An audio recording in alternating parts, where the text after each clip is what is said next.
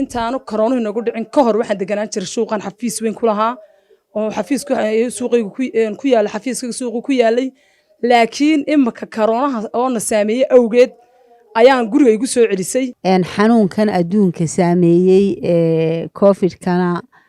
waxa weeyaan meelaha ay saamaysay ee ugu horreeyay ka koobay ahayd hidda dhowr wallahi hargeysa loo iibgeyn jiray laakiin imika horta qudrad la iibgeeyaaba ma jirto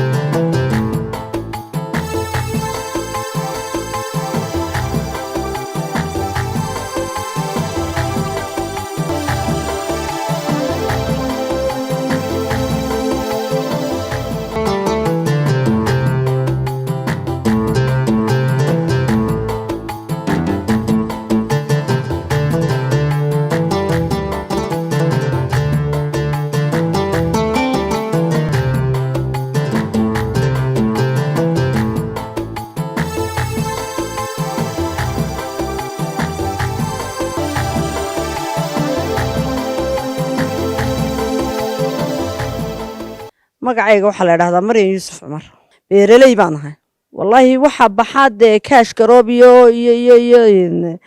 fruudis buu noo baxaa waxa noo baxa liin macaanta liin dhanaanta bandariinta bambeelada liin qarbooshta maxaa la yiraahdaa kaash garoobka isaguna noo baxa waxa noo baxa sida qajiga basbaas maxaa barbarooniga basasha tamaan xabuubta بدرولكا محل رايا الله مسلا كمسرة صلركا كابجكا والله هرجيسا لو يبجين شري لكن يمكن ورت قدرة لا يبجي يا بم شرطه سببته كل علينا وحويا وحدت كي كل عي حنون كي كرونها يا أيح مركا ورت قدرة يمكن أنو توتالي يبجي نابا ما شرطه وح يمكن هذا مو يعني وح الله لو حي كلا وضع بنتين ضدك وح سوق على قصارى آدي آدوين يدي بعت آدوين dadku wax allaale waxay kaashka roobka ayaa in la sheego sida tamaandhadii waxa ayaa la yar iib geystaa laakiin sidii geed weyntii oo kale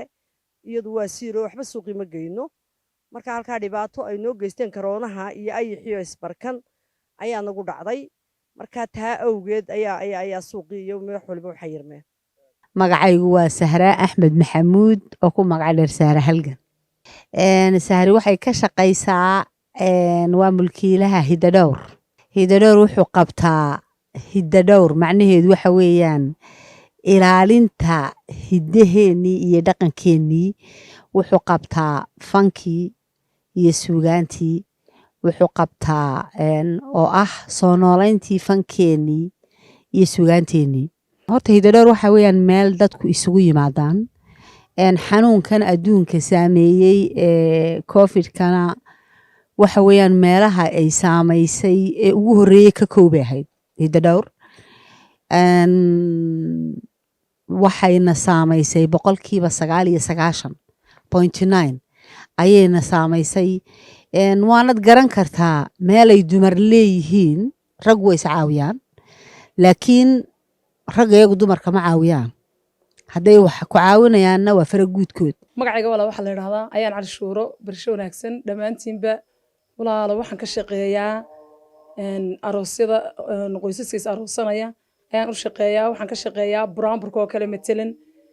xeeriyahan aad arkayso oon iibiyo oon ka kireeyo cidii kira doonaysa waan ka kireeyaa cidii iib doonaysa waan ka iibiyaa durbaanadan oo kale waan iibiyaa cidii iib doonaysa waan ka iibiyaa iyagana cidii kira doonaysana waan ka kireeyaa marka dadka qoysaska is aroosanayaan dhex socdaa marka sababtaan uga shaqeynaa waxa weeyaan buraanburka oo kale fijaanadan iibkoodan kireyntoodan waxaasan ka shaqeeyaa walaal intaanu korona inagu dhicin ka hor waxaan deganaan jiray suuqan xafiis weyn ku lahaa oo xafiisku suuqaygu ku yaala xafiiska suuqu ku yaalay laakiin imaka koronaha oo na saameeyay awgeed ayaan guriga igu soo celisay maadaama guriga ka soo noqdana waxaan sir haddana bal dukaan yaroo kaba oo hawshan imika aad wado markii ay socod badan fara badan yeelan weyday bal dukaan xaafadada yaroo haddana kuu kaba samee baan siri dukaan xabeedkiina waan iga sameeyey maasha allah xeedhiyii halkii aroosadii dee dalabkii faraha badnaa maadaama coronavirusna saameeyey way yeelan waayeen waxa yaraatay kiradoodii iibintoodii baa yaraatay layga iibsanayay aroosadiiba la joojiyay oo la yiri ama la isdhixkin nooc aroosay ama laga shaqeynba haday buraanburkii tahay iyo haday xeedhii layga iibsanayay tahay iyo haday kireyntoodii tahayba intii karoonuhu jiro oo dhan xayiraadaas aan saarayd sidaa darteed caruur baan ugu shaqeyn jiray waxaan kadib markii uu ii socon waayay ayaan dukaan xaafadeedkan ku daray sababta suuqiga soo rartay waxa weeyaan dhaqaalahaas dhimay daraadeed anagu xafiiska kiradiisii bixin kari waayay oo dhaqaalihiis dhimay inantii shaqaalo ii shaqeynaysa oo iyadana bixin kari waayay maxay ahayd masaariifteedii de waxyaabo badan oo iskaashay dadkii maxay ahayd dumaradii iga kiraysan lahaa iyaguna wixii ay ku kiraysanayeen mada aroosidii hakad galay saa daraadeed baa walaal guriga diib igu soo celisay oo nimka guriga ku manaafacadsada guriga ku jooga